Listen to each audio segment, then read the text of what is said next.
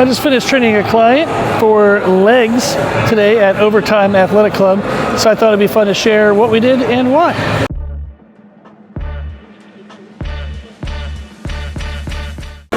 We started the workout with machine adductor and abductors.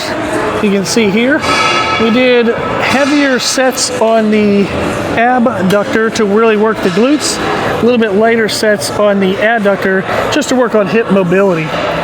We then transitioned over to the machine hip thrust to work on our heaviest load of the day, which was specific to the glutes.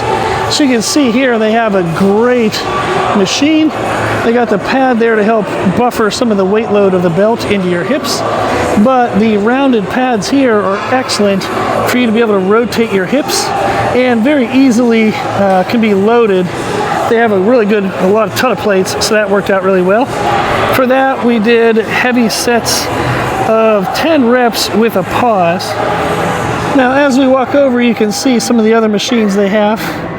There is a ton of selection. A lot of big power racks over there with a lot of heavy plates, and a ton more machines over here.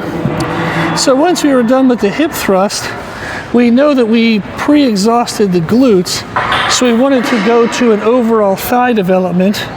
Sorry, I'm missing some of these cool machines.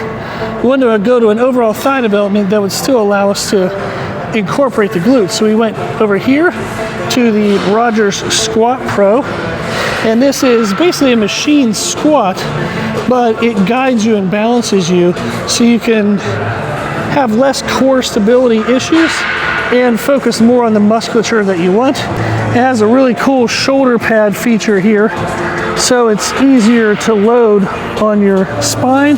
You don't have to externally rotate to get your hands up on a barbell, so it's easier on the shoulders as well. They have the different loading pegs. If you load on the bottom, when you squat up and down, it emphasizes the quadriceps. If you load at the top and you do your squats, it emphasizes the bottom, which is going to be more of your glutes. So that's what we did today.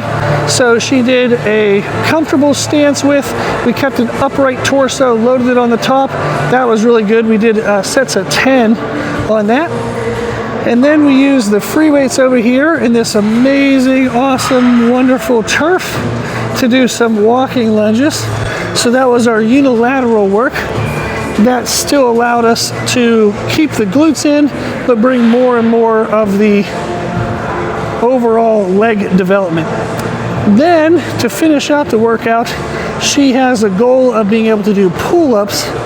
So we came over here on the cable stations, and we had a nice long bar here. We were doing some isometric pull downs to develop pull down strength.